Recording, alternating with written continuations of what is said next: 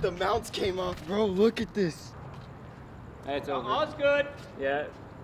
Everything's fine, health-wise. Broke the input shaft. So it looks like we've got impact here. Something in the transfer case happened, and both broke off. Okay, let's roll it in. Launched like a bat out of hell. No big deal. One of those rings hit my arm.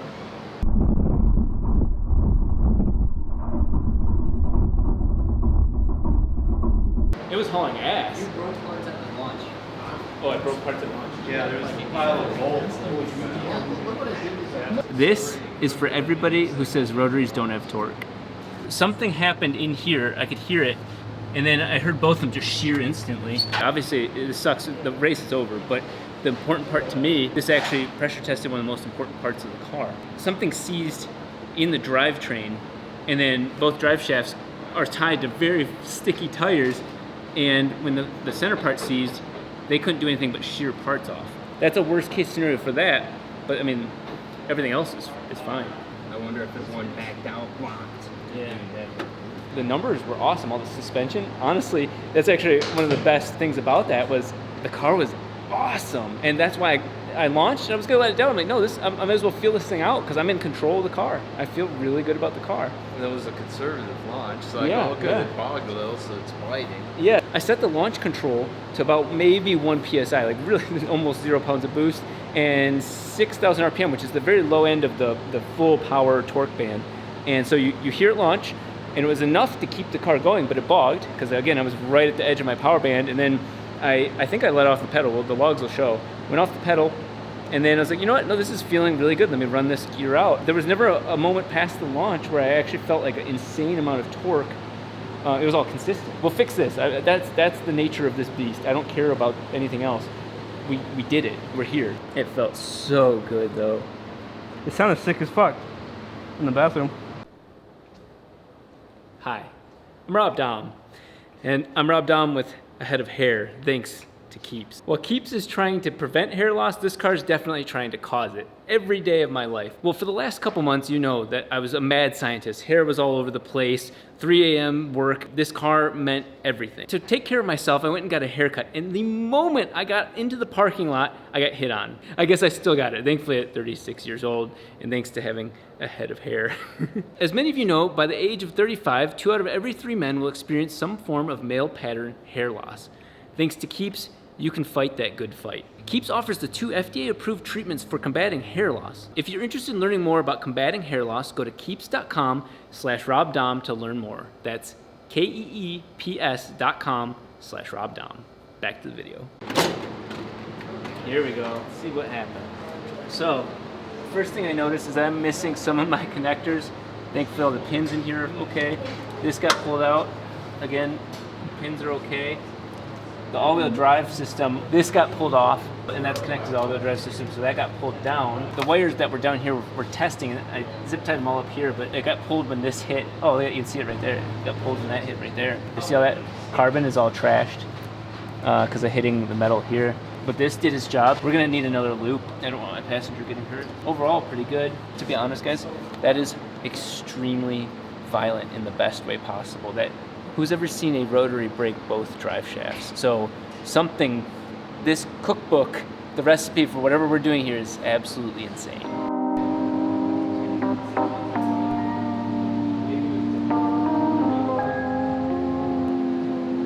Do me a favor. Ignore the most blatant spoiler to what the next video is. It's one of the most exciting things for me in the shop. made possible by Ben Pack. You'll see obviously what's about to happen, but huge moment for the channel. I want to tell you guys that I blew it. What you're seeing is a handful of video clips that do make a good story, but I thought, my head was all over the place. I was juggling so many things all at once, and it ended up in me missing the race. I literally did have 2 hours of testing and tuning, driving before we had to load up, and then we'd have to drive a couple hours to then compete. They literally start filming right after that, so I wouldn't have even slept or anything like that. It was just dangerously close, and that's what I want to point out, is that this is a very real situation. You'll find out in about a month, and that's what I wanted to make this little interlude for, is that we're getting a chance to rematch. And when you see the actual what ends up happening, because when you see what I know, and I guess I could say the guys in Patreon know this, you'll see why this is so intense. You'll see why this is one of the most important once in a lifetime thing for me. And why it matters so much to not make a fool of myself. I didn't want to put this video in the previous video because I didn't want to tarnish what the team had done. What I don't end up saying in this video, as I found out, is that a couple bolts backed out with locking washers. So I would, little C-looking things that you clamp down on. They vibrated off while I was testing anti-lag. And when you see the car launch, you actually see them sitting on the ground. It wasn't like an oversight. It was just using the wrong equipment, and that made it way worse with the amount of power that we're putting down. Like I said, you're going to see why this story arc now, because I disappointed, or I upset the people that are hosting this event, and I wasted some people's time. But it was either that or have this car crash into the other guy or end up being a joke. I didn't want any of that to happen, so I went through a very intense, very intense amount of anxiety.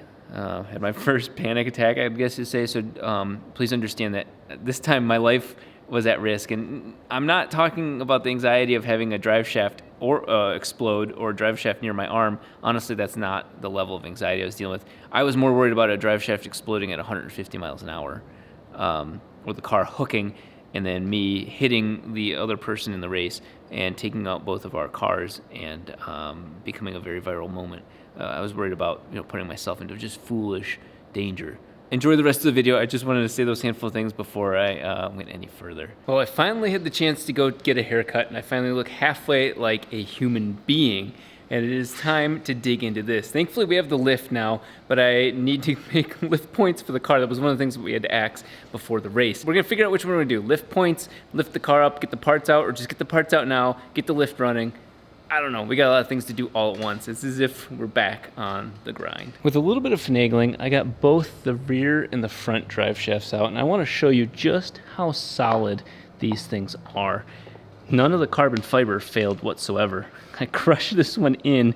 It broke this little slip cover off, broke the tie wrap, the metal tie wrap off there, but at no point did the carbon fiber itself break. This is the beefy 3-inch rear, and oh my God, did it do a good job. Honestly, all things considered, other than the questionable damage here from beating the inside of my car, this could be reused. I'm not going to reuse this piece, but that's aluminum, but it still took that beating, and it is operational. This, of course, was towards the rear of the car. That side was fine. So this piece is perfect, in my opinion. The front one, on the other hand, also did an even better job, and let me show you why. So this side goes off to the front of the car, driving the front diff, and then as it goes along, this is where it goes to the all-wheel drive controller. It hit the metal chassis over and over again, and not once did the carbon fiber let go. There's little chunks of it. It pulled them off in strands, kind of like Barbie hair, but never once did the carbon fiber actually fail. That is very impressive, considering what I did to it. Also, these are the steel ends, and those took a beating as well. They are a little bit worse for the wear, but this side experienced the damage first. The bearing, everything else is fine. That is a testament to how strong that carbon fiber is, because it was actually the steel parts that broke. Fortunately, one of the most irreplaceable pieces that I mentioned earlier in this series is this piece right here. It is fine. It's right here that started taking damage. So it's finally time to take off the transfer case. Curious to see if there's any damage inside. There definitely is on the outside on that back flange, but let's hope that it just was worn, not broken. Horrible. Hey Chris, there's a bolt right there. Is Chris about to have a baby? Push.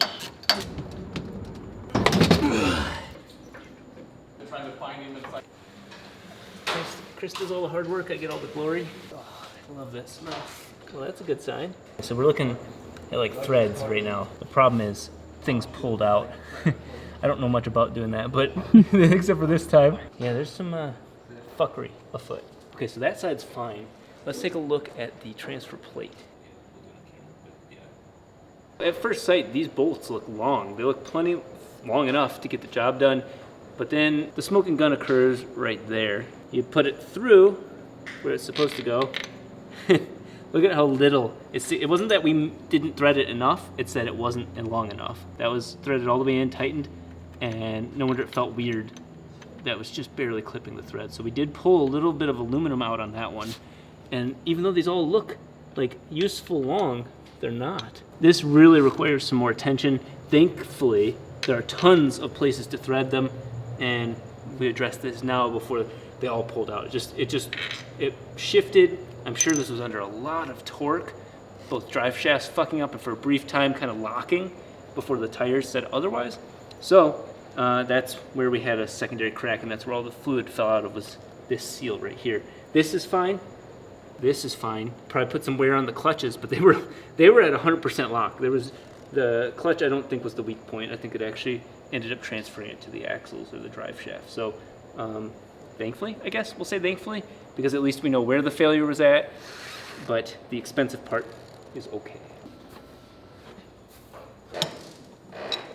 Oh, yeah, man, what's up? Like I was saying, he didn't empty the first thing, What first and thing? he ended up making more of a mess for himself. It's that time of the month. Let's see if there's any metal in this. Aluminum. So far aluminum. I don't know what the clutches are made out of. Now we're gonna start disassembling this thing. See what's inside. That shot right there's easy. It's super easy for me. So you put that shirt on. I did. Got the V-neck. Muscle shot. Got my Italian thing going on. Italian fro. We're back to Dave's corner. He's gonna trademark it. Everybody needs a Dave. Yep. One of the things is this is no longer what it was.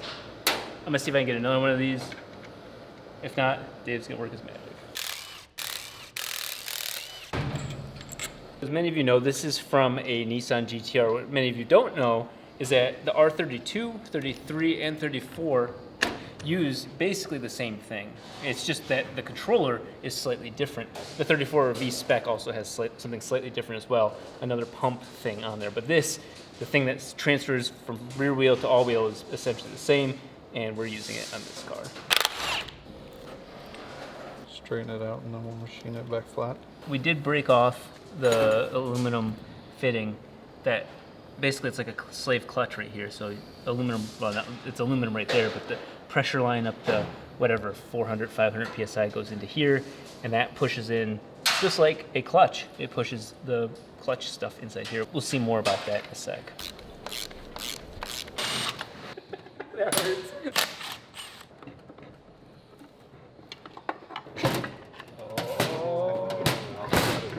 It actually engages back here.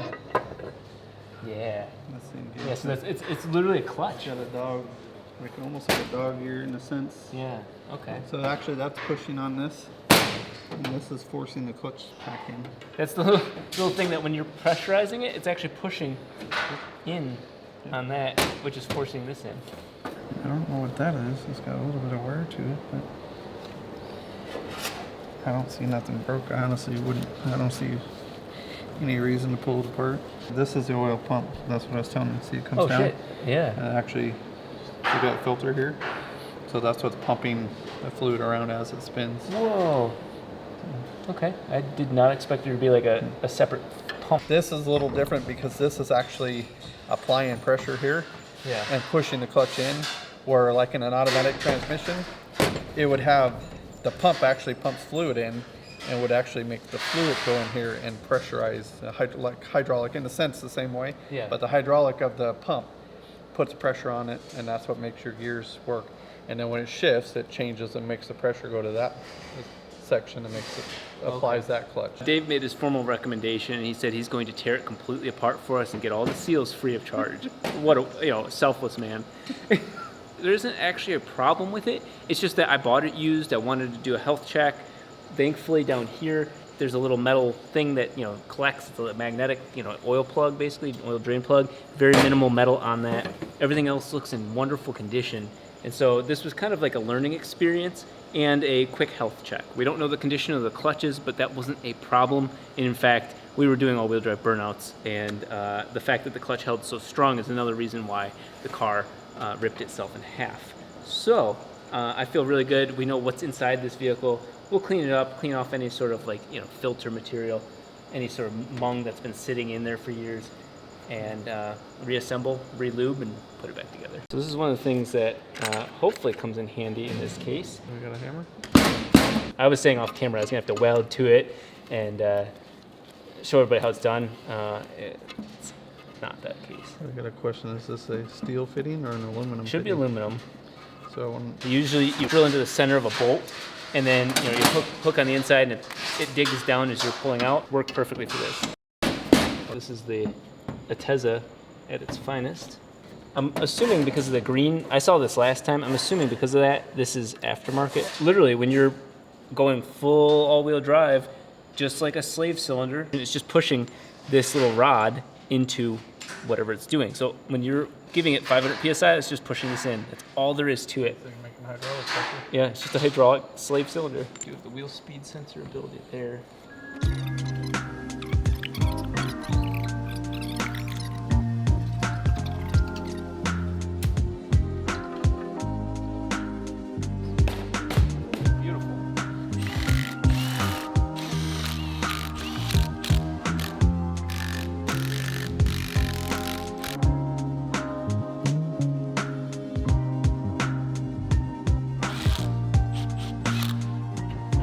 She's got a litter mate.